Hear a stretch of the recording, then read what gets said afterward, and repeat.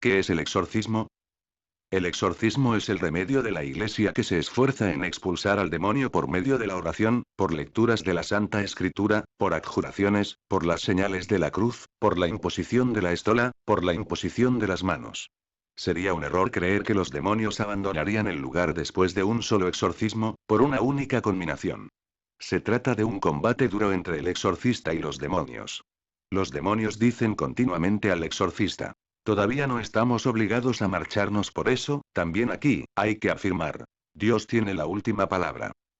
Hablaremos a continuación del diablo, la posesión, y los exorcismos. En una entrevista del arzobispo de Colonia, cardenal Joseph Oefner, por la oficina de prensa del arzobispado de Colonia. Siglas. OP. Igual oficina de prensa, y, CH igual cardenal Oefner. OP.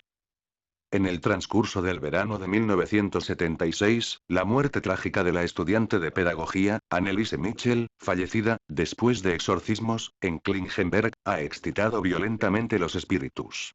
Se ha dicho que es inusitado que en un siglo civilizado como lo es el siglo XX se puede creer todavía en el diablo y en la posesión. Los sacerdotes que hicieron el exorcismo sobre ella, serían corresponsables de la muerte de la joven estudiante. El exorcismo debería prohibirse por una ley. Señor cardenal, ¿cómo juzga usted este caso? CH. Hay que distinguir dos preguntas. Primera pregunta: ¿existen los espíritus malignos que llamamos diablos? Segunda pregunta: ¿los espíritus malignos pueden ejercer influencia sobre una persona humana? OP. Comencemos por la cuestión de la existencia del diablo. El Papa Pablo VI explicó en la audiencia general del 15 de noviembre de 1972. Sabemos que este ser oscuro y perturbador existe verdaderamente y que actúa siempre con una astucia traidora. El 23 de junio de 1976, el periodista de Múnich Hannes Burger comentaba cómo sigue la enseñanza del Papa. De una forma general puede uno sonreírse de tales discursos, que desde hace tiempo están calificados como absurdos, hasta por la teología católica contemporánea, ch. No hablemos del tono de suficiencia con que se expresa el señor Burger. Yo digo solamente que es falso afirmar que la teología católica contemporánea niegue la existencia de los espíritus malignos. Los profesores Karl Rahner y Herbert Burgrimler declaran que la existencia de fuerza y potencia extrahumanas y su acción sobre el mundo son una verdad de fe. Por su parte, el profesor Leo Schäfzik, de la Universidad de Múnich, declara que en la predicación de Jesús, Satán se presenta como el adversario de la obra de salvación. El profesor Heinrich Schlier, de la Universidad de Bonn, escribe también: las potencias múltiples, que solamente hacen siempre desarrollar la única potencia satánica, se presentan como una especie de potencia personal. En Joseph Ratzinger, de la Universidad de Ratisbona, podemos leer: el exorcismo sobre un mundo cegado por los demonios, se adhiere inseparablemente a la vida espiritual de Jesús y al centro de su propio mensaje, así como al de sus discípulos.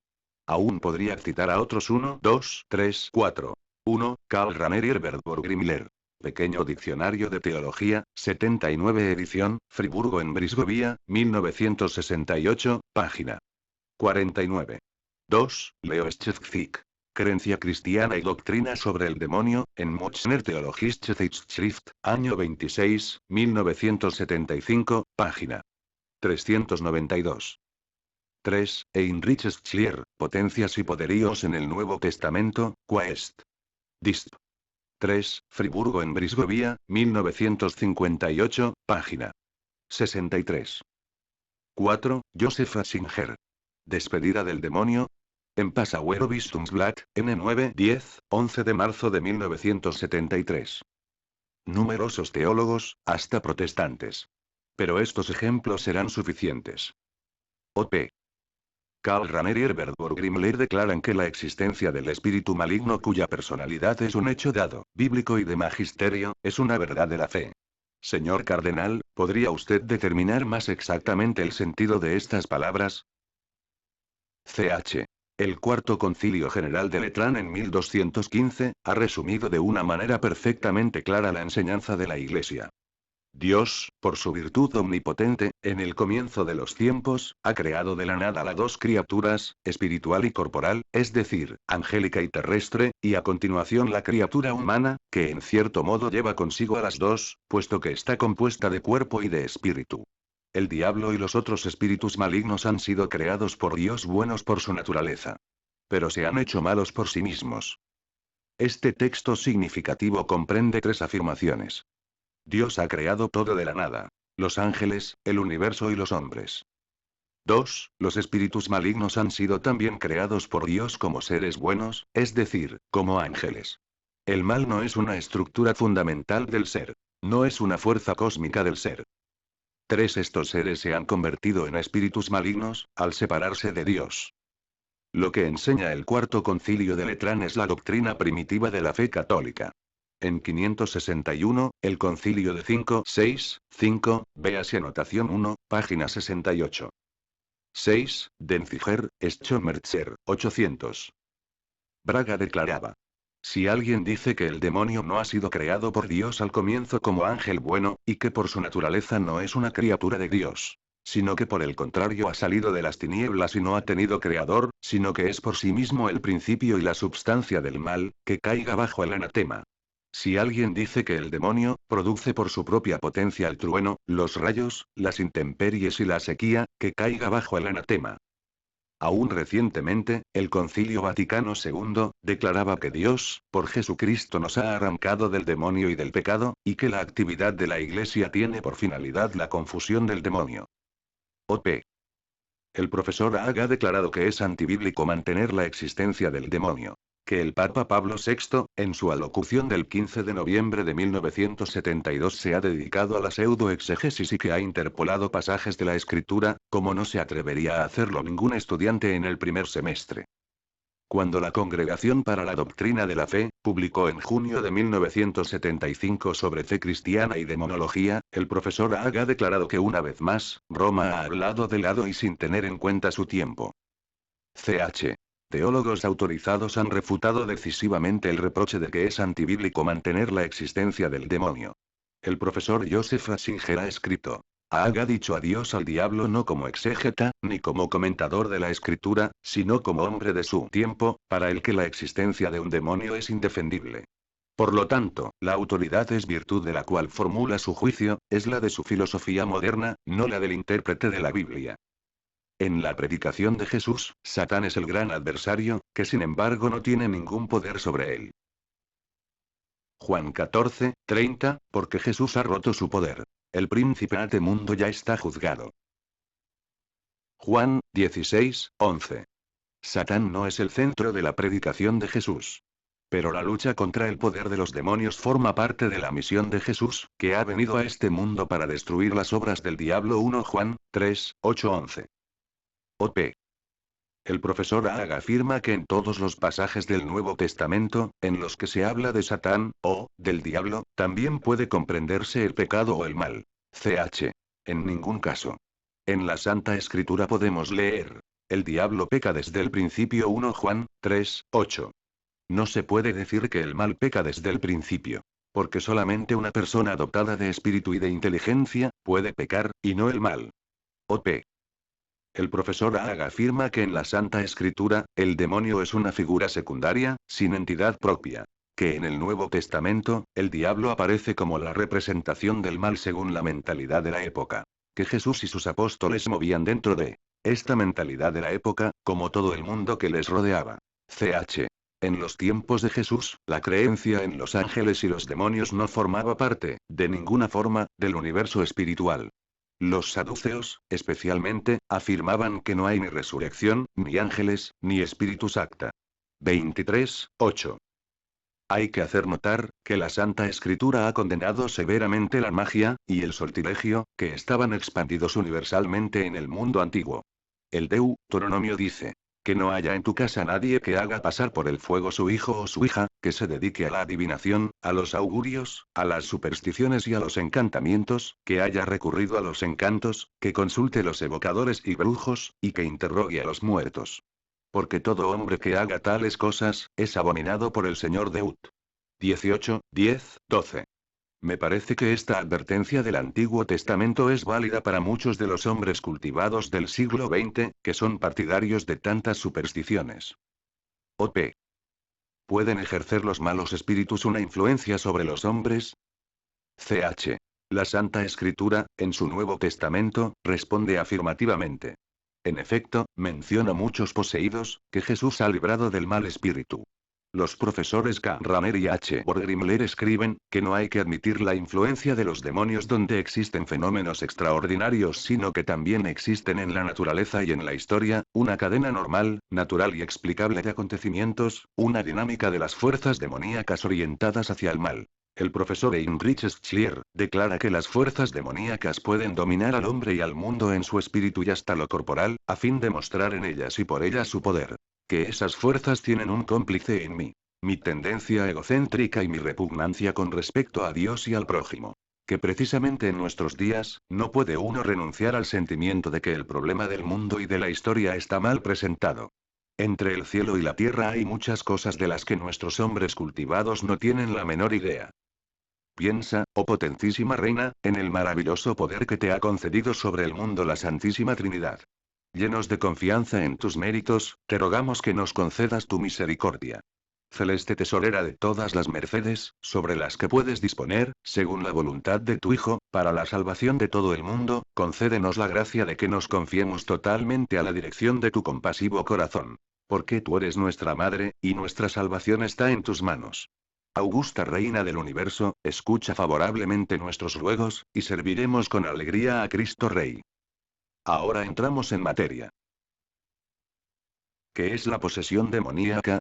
Padre Arnold Renz, SDS. Las pruebas de la existencia del demonio son: la enseñanza de Cristo en la Santa Escritura, la enseñanza del magisterio eclesiástico, las enseñanzas del Papa, representante de Cristo. Estas enseñanzas concuerdan. El demonio existe. La acción del demonio. El demonio ejerce un gran poder, no solamente por su acción íntima sobre los hombres y por la tentación, para hacerles caer en el pecado y apartarlos de Dios, sino también por su dominio sobre determinadas personas, por medio de la posesión. La posesión, aunque la posesión no pueda ser ni probada ni negada por la ciencia, lo arriesga sin embargo, saliéndose así de su competencia, psicología, parapsicología. Hay que admitir la posesión. Aunque se haga abstracción del magisterio y de la Santa Escritura, resulta de la experiencia de los santos, por ejemplo San Juan de la Cruz, el caso de una religiosa en la vida de Santa Teresa de Ávila, el santo párroco de Ars, y muchos otros santos. La historia de la Iglesia suministra un gran número de casos de posesión, que no se citan aquí. Desde luego hay que ser prudentes en la creencia de la posesión, porque existen enfermedades psicológicas que se parecen mucho a los casos de posesión. Hay diferentes fenómenos o manifestaciones que prueban que se trata de una posesión.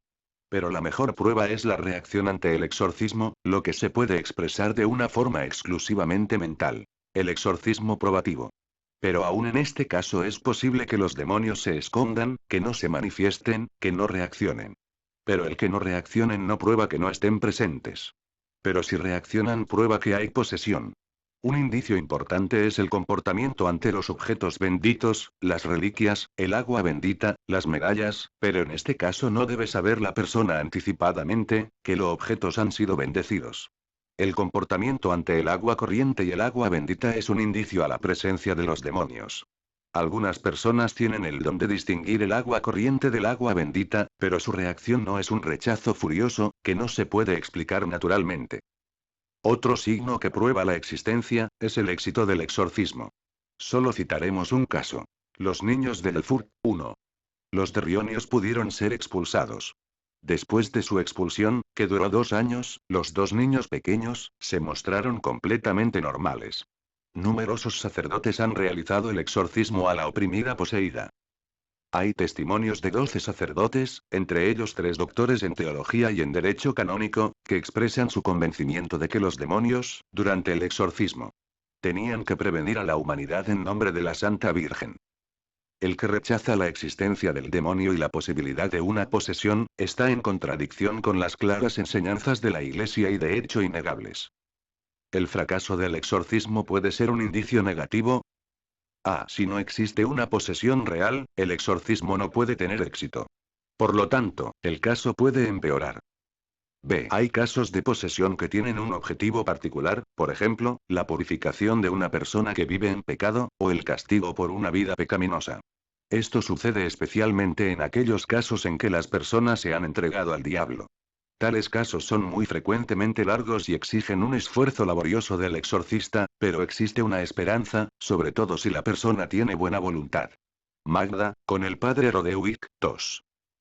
C. Un caso particular de posesión lo constituye el que se llama posesión expiadora. Tales personas no son personalmente culpables. Por ejemplo, pueden haber sido maldecidas. Pero continuará siendo un misterio por qué en algunos casos la maldición ha sido efectiva y en otros no.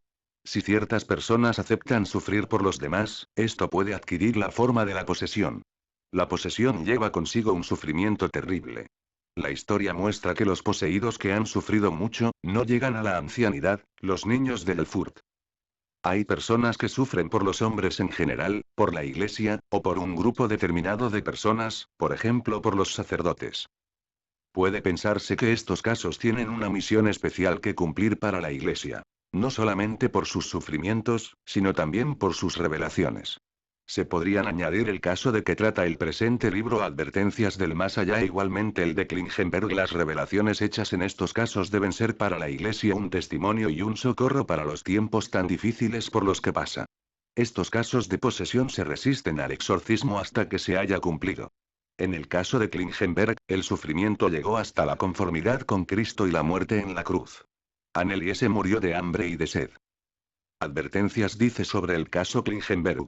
Dios ha sometido a esta familia y a todos los que han tomado parte, a una prueba que no se puede expresar.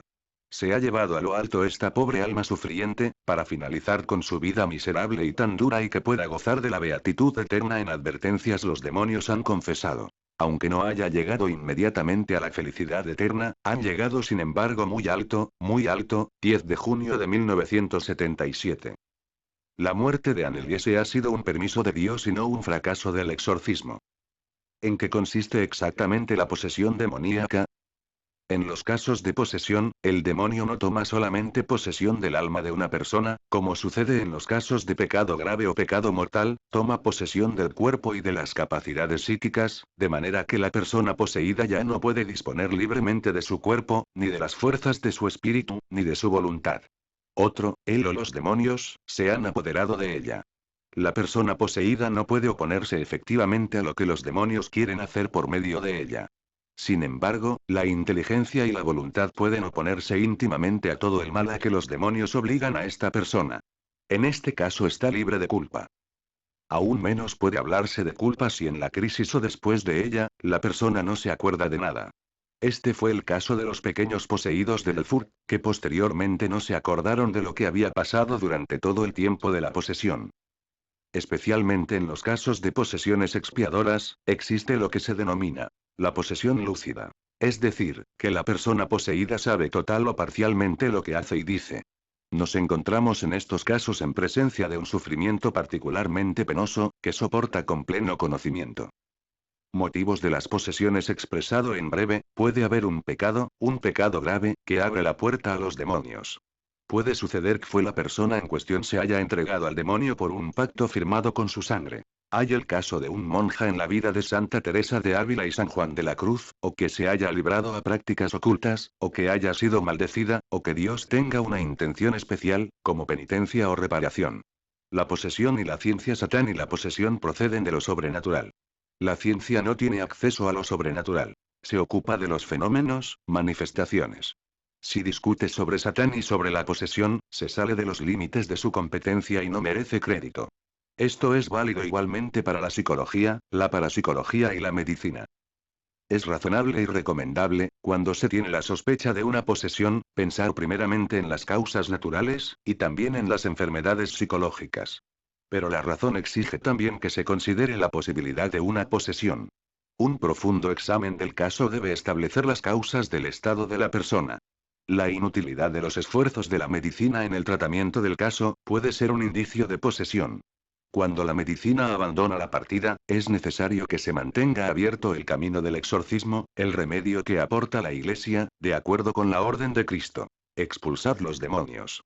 La doctrina errónea según la cual Cristo hubiera sido influenciado por la mentalidad de su tiempo en lo referente a los demonios, es contraria a su divinidad y tiene que ser rechazada. ¿Es la posesión una enfermedad? Fundamentalmente, la posesión no es una enfermedad. Sin embargo, puede ir acompañada de una enfermedad frecuentemente. Las enfermedades de los poseídos desaparecen cuando desaparece la influencia del demonio y no pueden ser combatidas por la medicina. ¿Qué es el exorcismo?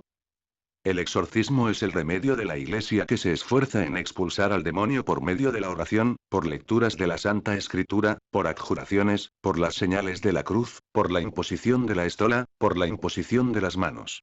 Sería un error creer que los demonios abandonarían el lugar después de un solo exorcismo, por una única conminación. Se trata de un combate duro entre el exorcista y los demonios. Los demonios dicen continuamente al exorcista: todavía no estamos obligados a marcharnos, por eso, también aquí, hay que afirmar: Dios tiene la última palabra.